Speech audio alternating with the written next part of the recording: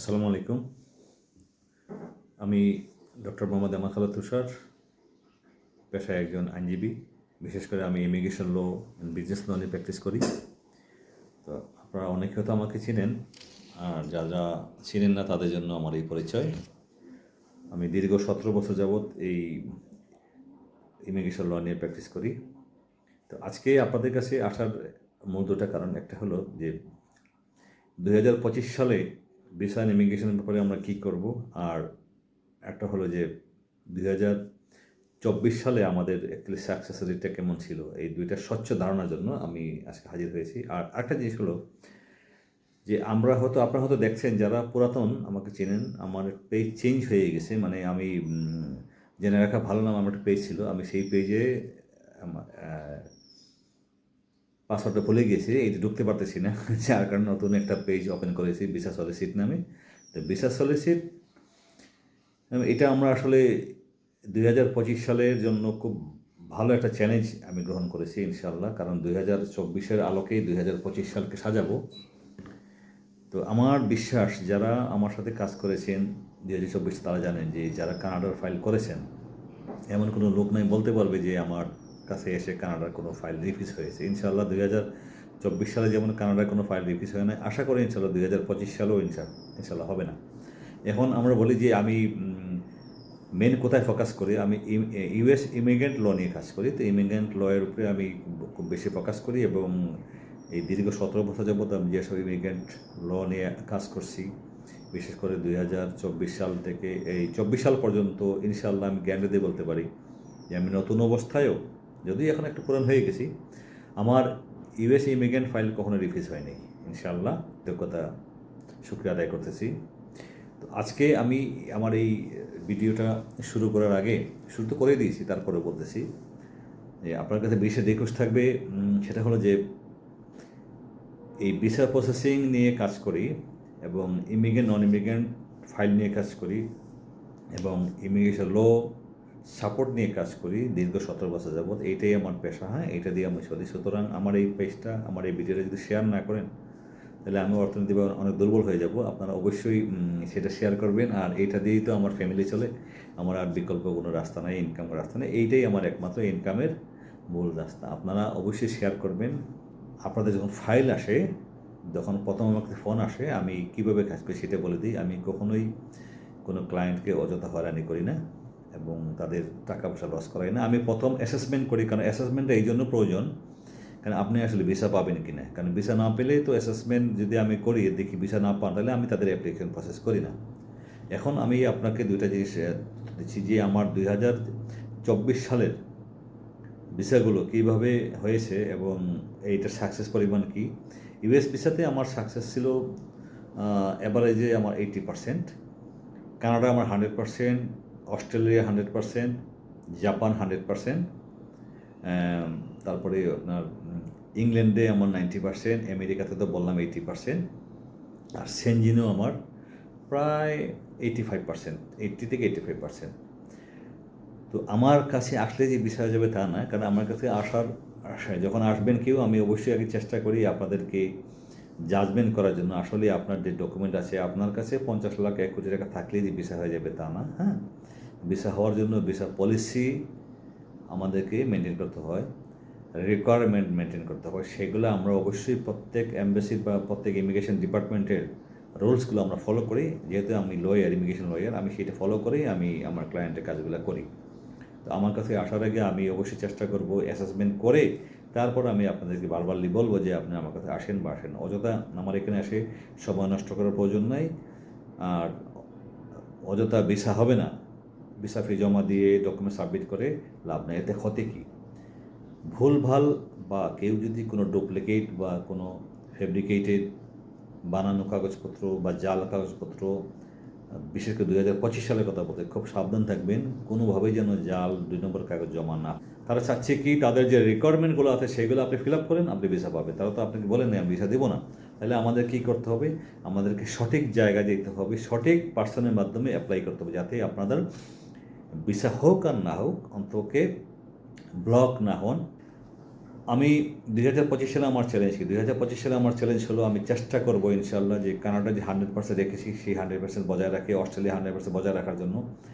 আর ইংল্যান্ডে তো জানেন অনেক কঠিন, কারণ ইংল্যান্ড ব্রিটিশ এটা তো আপনারা জানেন, ব্রিটিশ খুবই ব্রিটিশ প্রতিটা ওয়ার্ড প্রতিটা ডকুমেন্ট তারা খুব স্বচ্ছভাবে দেখে, খুঁটিনাটি দেখে তারপরে আপনাকে অ্যাসেসমেন্ট করে আপনাকে ভিসা দেওয়া যাবে। সুতরাং ভিসার ব্যাপারে আমার যদিও ভালোই সাকসেস ছিল, আমি চেষ্টা করবো ইনশাল্লাহ 2025 সালে 90% রাখার জন্য। 90% যেন আমার শতকরা 10টায় আমার 9টায় যেন ভিসা হয়ে যায়, চেষ্টা করবো ইনশাল্লাহ। আর আমেরিকাতে আছে নন ইমিগ্রেন্ট ভিসা, বিশেষ করে টুরিস্ট ভিসাগুলো, যেহেতু আমার 80% মতো 2024 সালে ছিল, আমি আশা করবো ইনশাল্লাহ 2025-এ আমি সেটাকে 90% করার জন্য, যাতে শতকরা 90 জনের জন্য আমার কাছে এসে ভিসা পান ইনশাল্লাহ। আর সেটার জন্য আমি জানেন আমি একটা গাইডলাইন করে দেখি, DS-160 form very important for the US non immigrant visa, এটা সবাই জানেন। অ্যান্ড আরেকটা বিষয় হলো, সেটা আমি স্পেশাল যে গাইডটা করে দিই সেটা হলো US ভিসা যেহেতু ইন্টারভিউ বেসড, কীভাবে ইন্টারভিউতে পারফর্ম করবেন আপনারা, কী প্রশ্ন তারা করতে পারে। আমার বিশ্বাস, আমার যতজন ক্লায়েন্ট আমার কাছে আসছিল, আমি যে ধারণা দিয়েছিলাম যে আপনাকে এই ধরনের 4টা 5টা বা 10টা কোয়েশ্চেন করবে, এর বাইরে আশা করি আমার এই কোয়েশ্চেনগুলোই তারা কিন্তু পেয়েছেন। সেই জন্য আমি ভালোভাবে গাইড করে দিই একদম প্রথম থেকে, তারা কী জিজ্ঞেস করতে পারে, কোন মোডে তারা কথা বলতে পারে, কী জিজ্ঞেস করলে কী আনসার হবে, ইঙ্গিতপূর্ণ প্রশ্নগুলো তারা কী করতে পারে, এগুলো আপনাকে আগে থেকে বুঝে নিতে হবে। আর এই বোঝার জন্য ইনশাল্লাহ আমি আমার অভিজ্ঞতা থেকে আপনাদেরকে অবশ্যই অনেক সাহায্য করব। যাই হোক, আমার 2025 সালের চ্যালেঞ্জ দুটা, একটা হলো ভিসা সাকসেস ইনশাল্লাহ 90% নিয়ে আসবো সবগুলাই। আর নাম্বার 2 হলো আমি প্রায় 300 থেকে 500 জেনুইন ওয়ার্ক পারমিটের ব্যবস্থা করতেছি। আমার এই পেজে থাকবেন, কারণ জেনে রাখা ভালো না, আমার একটা পেজ আছে, আমি সেটা ভুলে গেছি, মানে সেটার পাসওয়ার্ডটা আমি ঢুকতে পারতেছি না। সেখানে আমার অ্যাবাউট 20,000 আমার জেনুইন ফলোয়ার্সরা আছেন। তা আমি এই জন্য আন্তরিক দুঃখিত, আমি সেটা রিকভার করার চেষ্টা করতেছি। কিন্তু যাই হোক, রিকভারি হওয়ার আগ পর্যন্ত আপনারা অন্তত এই পেজে থাকবেন, ভিসা সলিসিট নামে যে পেজটা, এটা আমার law firm legal support and associate.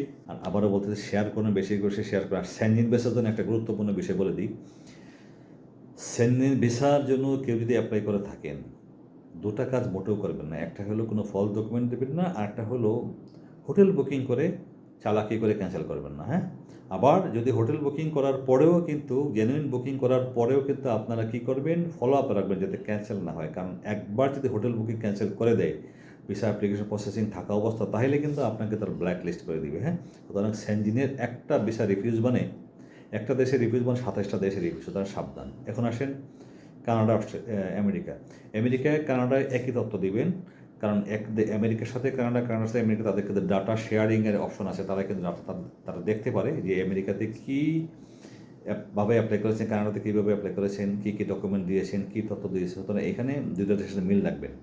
R England তো জানে, ইংল্যান্ড নর্দার্ন আয়ারল্যান্ড নিয়ে, তারপরে স্কটল্যান্ড, ওয়েলস নিয়ে ইংল্যান্ডে আসে। ইংল্যান্ডে একটা ভিসা পেলে 4টা দেশে যেতে পারে। তারপরেও আপনারা জানেন সেনজিন ভিসা পাইলে অনেক দেশে যাওয়া যায়, কানাডার ভিসা পাইলে অনেক দেশে যাওয়া যায়, ভিসা লাগে না।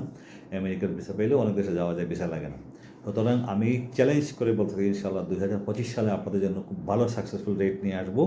কিন্তু আপনারা দয়া করে আমার সাথে জেনুইন যারা ভিজিটর, যাদের জেনুইন ডকুমেন্টস আছে, তারা যোগাযোগ করবেন। আমি চেষ্টা করব আপনাদেরকে সাকসেস করে দেওয়ার জন্য। আর সেকেন্ড যে বিষয় হলো অ্যাজাইলাম, যারা আমেরিকাতে যাচ্ছে, কানাডা যাচ্ছে, আমি অ্যাজাইলাম কেসগুলো করি, আমি ড্রাফটগুলো করে দিই এবং আমি গাইড করি, অ্যাডভাইস করি। এই ব্যাপারে আপনারা অ্যাডভাইস পাবেন যদি কেউ থেকে যেতে চান, থাকবেন। আর আমেরিকার ব্যাপারে একটা বলে দিই, দুটো জিনিস খুবই ইম্পর্টেন্ট। আমেরিকার যারা B1 B2 ভিসা নিয়ে যাচ্ছেন, হ্যাঁ, B1 ভিসা নিয়ে যাওয়ার পরে আপনি ইচ্ছা করলে আপনার ছেলে মেয়েদেরকে ইউনিভার্সিটি বা কলেজে ভর্তি করতে পারবেন। এটা কোনো সমস্যা নেই, তবে USCIS-এর পারমিশন নিতে হবে। হ্যাঁ, পারমিশন ছাড়া আপনারা ভর্তি করবেন না, তাহলে বিপদে পড়ে যাবেন, নাম্বার 1। আর নাম্বার 2 হলো, যারা ওইখানে চাইল্ড যাদের জন্ম হবে আমেরিকাতে, তারা খেয়াল রাখবেন হসপিটালের একটা বিল আছে। হ্যাঁ, এই বিলটা যেন পেমেন্ট করে আসেন, কারণ এই বিলটা পেমেন্ট না করে বাংলাদেশে আসলে কিন্তু আবার আপনার ফুল ফ্যামিলি রিফিউজ করে দিবি। জানি না নতুন সরকার আসছে, ট্রাম্প কী পরিবর্তন আনে ইমিগ্রেশনের ব্যাপারে, বা আমরা যারা বিদেশি যাদের বাচ্চারা হবে ওই দেশে, তাদের জন্য কী রুলস নিয়ে আসে। এখন তো বাচ্চা হইলে সিটিজেনশিপ পাচ্ছে, ট্রাম্পসের আমলে কোনো পরিবর্তন হবে কিনা আমরা জানি না, সেটা দেখার বিষয়। যাই হোক, সবাই ভালো থাকবেন, সুস্থ থাকবেন। আমি জেনে রাখা ভালো আমার পেজ ছিল, যাই এখন নাই, এখন সে ঢুকতে পারছে না, আবার রিকভার করবো ইনশাল্লাহ। কিন্তু আমার এই পেজ ভিসা সলিসিট করবে আপনাদেরকে জেনুইনলি, ইনশাআল্লাহ 100% ভাবে সলিসিট করবে। আপনারা যোগাযোগ রাখবেন আমার সাথে, আর আমাকে ফোন করবেন সকাল 9টা থেকে সন্ধ্যা 7:30 পর্যন্ত।